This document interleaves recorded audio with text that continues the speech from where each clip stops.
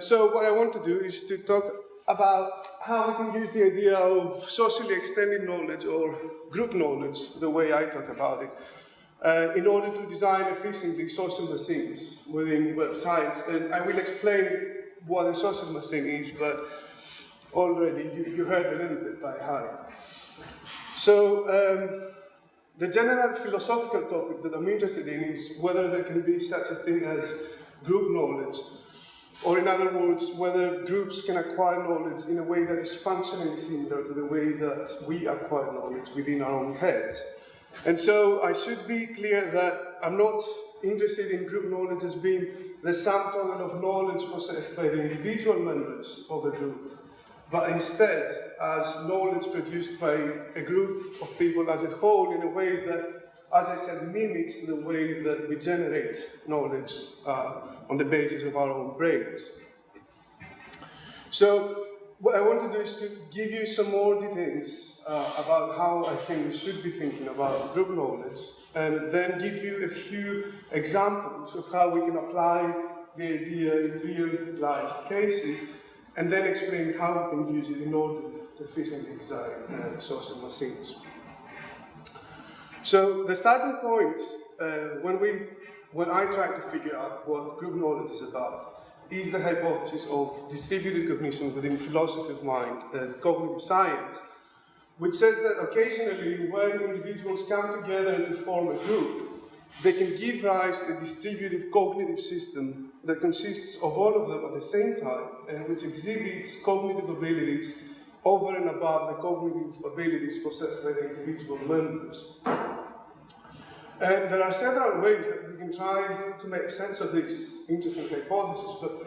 I think that the most promising and informative one comes from dynamical systems theory, which is the branch of mathematics that Newton introduced in order to account for his mechanics, and which is used all over the natural sciences. And the reason why I think that this branch of mathematics can be very helpful is because it says that if we have several distinct components, like the individual members of a group, and we want to claim that they give rise to an overall integrated system that consists of all of them at the same time, then what we need to do is to make sure that all these underlying components are mutually related, non-linearly related with each other on the basis of processes of mutual interactions that arise out of feedback loops between them. And the reason why those mutual interactions are very important is because, first of all, they give rise to certain new systemic properties that do not belong to any of the underlying components, but instead on their ongoing interactions. And so, if we want to make sense of these new properties, then we will have to postulate the overall system. And secondly, those non-linear relations and mutual interactions also make it impossible to decompose the overall system in terms of distinct inputs and outputs from the one subcomponent to the other. The reason being that the way its component behaves is, theoretically speaking, simultaneously dependent on the behavior of the other components. And so if we want to make sense of why they behave the way they do, then again, we will have to take into consideration the overall system. So, according to dynamical systems theory, if we want to claim that we have a well-integrated, distributed system that consists of all of its underlying components, what we need to do is to look whether they're mutually interconnected with each other. And to see how this is going to apply in the case of distributed cognition, it means that we cannot really go on and claim that every time that we ask for directions from a stranger, we have a case of distributed cognition, exactly because in such cases, the way the relevant information is generated is not really dependent on any ongoing mutual interactions between the cognitive processes of the underlying individuals. So it won't qualify as a case of distributed cognition, and for the same reasons, neither will cases of, for instance, receiving testimony in the court of law. However, there are other cases that do involve mutual interactions between the individual members of the group and will qualify as cases of distributed cognition. And to give you a few examples, think about brainstorming or scientific research teams performing experiments,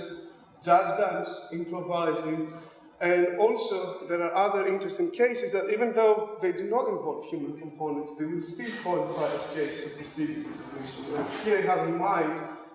cases of swarm intelligence, which is also where the idea originates from.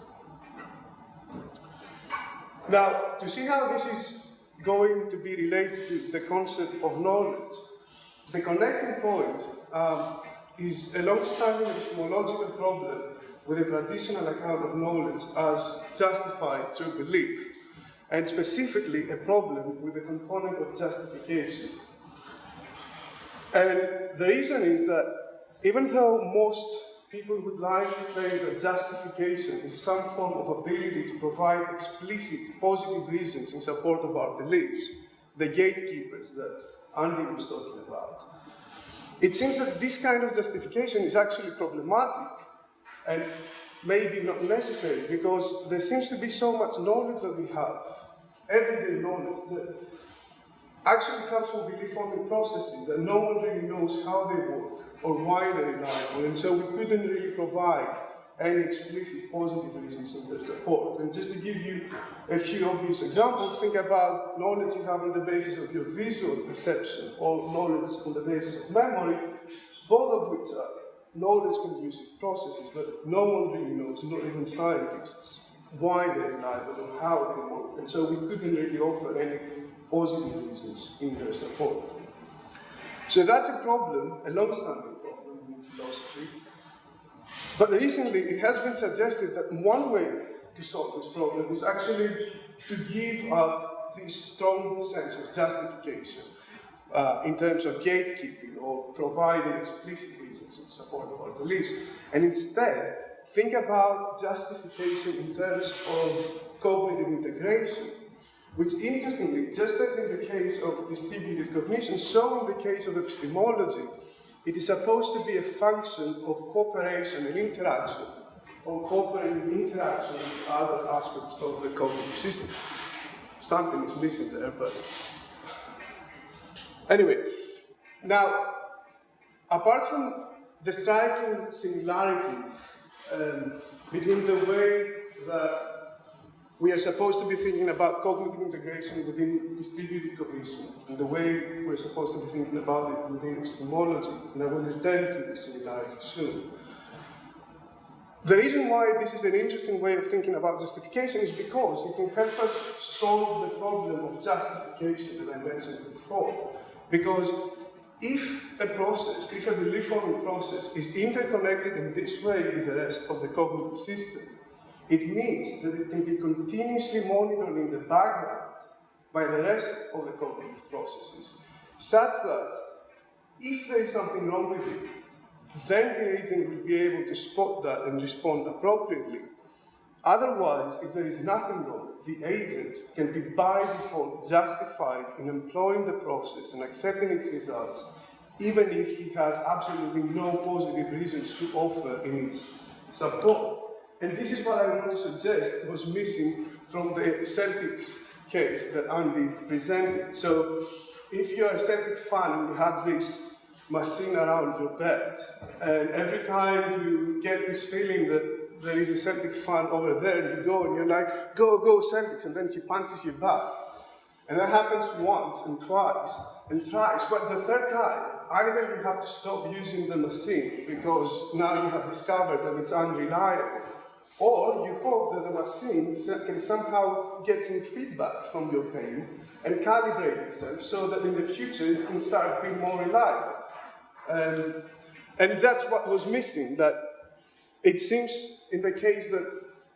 Andy was presenting, there was no feedback between the machine and the rest of the agent's cognitive processes, pain being one of them, and pain is a huge teacher. So, the importance of thinking about cognitive justification in terms of cognitive integration that arises out of mutual interactions between the underlying components is that it allows us to go on and say that in order to know, we don't really need to have any positive reasons in support of our beliefs. All we need to have is to merely lack any negative ones. So this is how thinking about justification solves the problem of think about justification in terms of cognitive integration, solves the problem of gatekeeping, let's say. But what is even more interesting for the idea of group knowledge is that if this is how we should be thinking about justification in terms of cognitive integration, then it does seem that we can go on and claim that justification can occasionally be distributed between several individuals at the same time, provided that those individuals give rise to a distributed cognitive system on the basis of processes of mutual interactions between them. And so in this way, we might be in a position to claim that a proposition P does not always need to be known by an individual agent S, but instead, occasionally, sometimes, it can also be known by a group of people as a whole, provided that that group of people constitutes a distributed cognitive system on the basis of those mutual interactions. So this is how I think we should be thinking about group knowledge.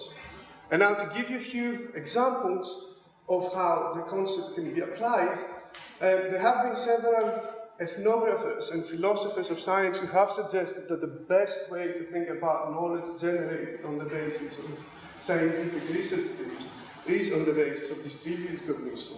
and something very close to what I have just called group knowledge. And then another very interesting example comes from cognitive psychology, where they're trying to study what they call transactive memory systems, which are groups of two or more individuals that collaboratively store, encode, and retrieve information.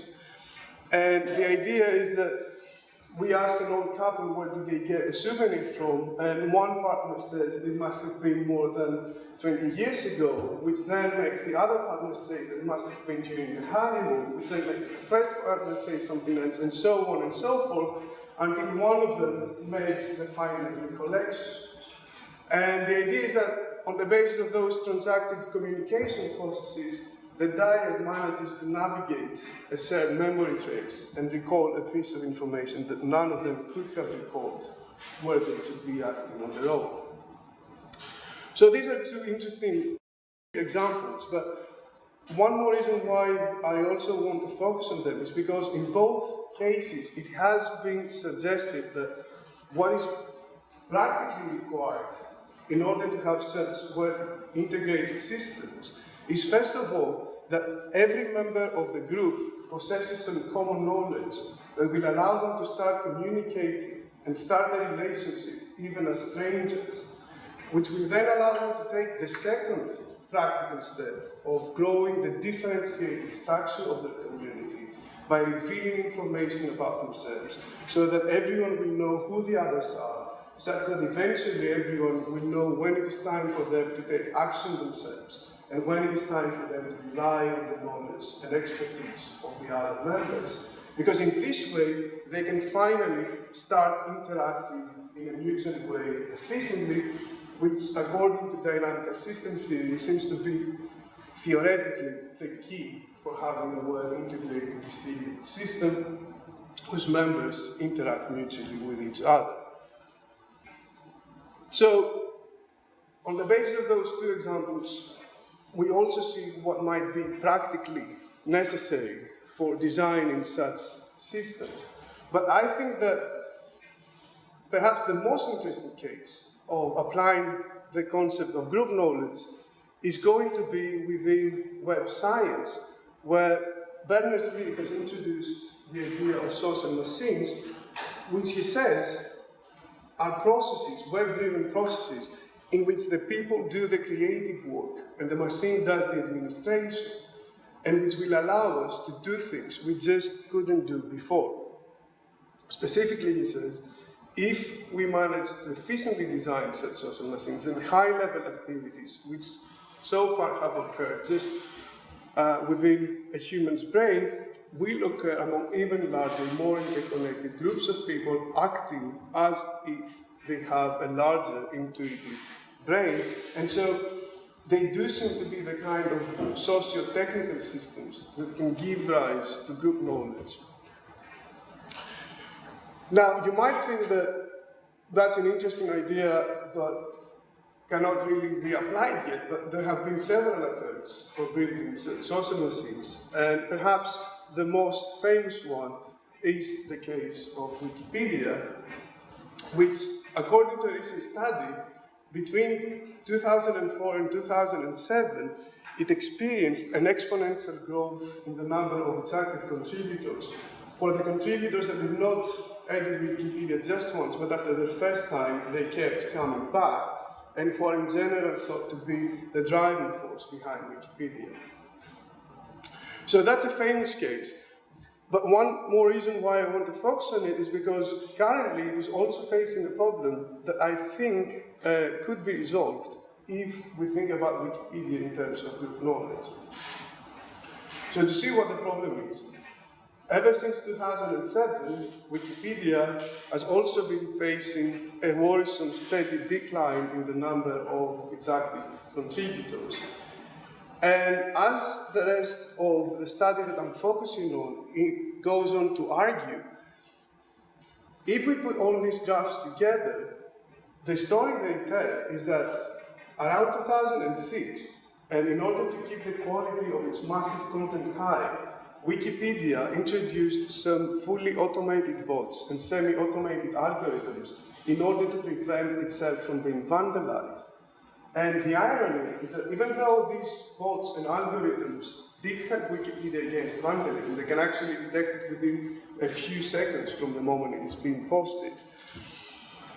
They're also the reason why Wikipedia is facing this steady decline in the number of its active contributors, because in order for these bots and algorithms to be as efficient as they are, they must be very strict. And so they tend to ban any entry that doesn't fully comply with all of Wikipedia's specifications.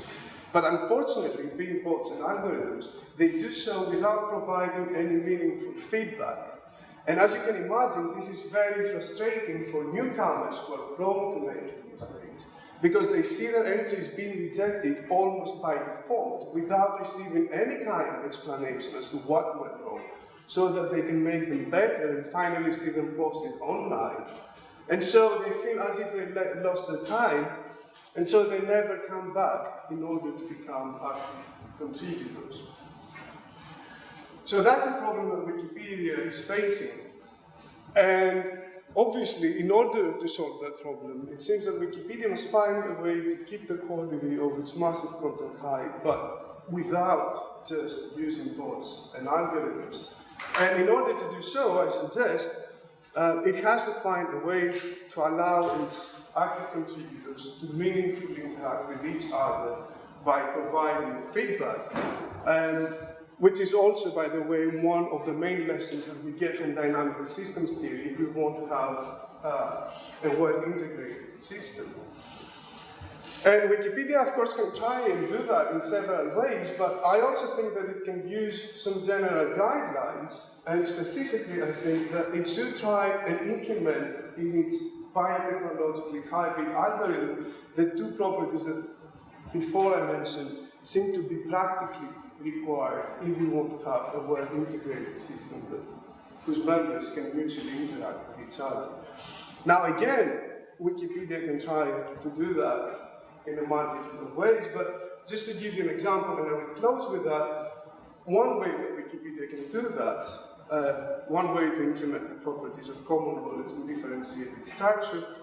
would be to first ask every existing contributor and newcomer to also register some foundational expertise, but of course without asking for any credentials, because that would go against the completely free editability policy of Wikipedia, which has so far been very conducive to its exponential growth. Then Wikipedia can use this information in order to more efficiently allocate the workload of editing a new entry by sending notifications of the new entry to only those contributors with a relevant expertise. But at the same time, Wikipedia can also keep monitoring how many changes a given contributor's entries undergo on a given domain. And if it is too many of them, draw the inference that the relevant contributor is not really an expert on the domain that he said that he is, and so recall the status of expertise of that contributor on the relevant problematic domain. And if Wikipedia does that, then not only will it manage to allow the right contributors to meaningfully interact with each other by providing feedback about their entries, but as the feedback loop of the workflow indicates, it will also have managed to epistemically self-regulate by allowing the right contributors to have an effect on each other's status of expertise and what they can bring back to Wikipedia in such a way that eventually, as soon as there is a falsehood or a mistake posted online, then it will be almost immediately spotted and removed. Otherwise, whatever stays online can count as knowledge by default. And if you remember how I was saying that knowledge seems to be generated in the individual case, that seems to be functionally similar to the way that we acquire knowledge within our own heads. So this is how I think we can apply the idea of group knowledge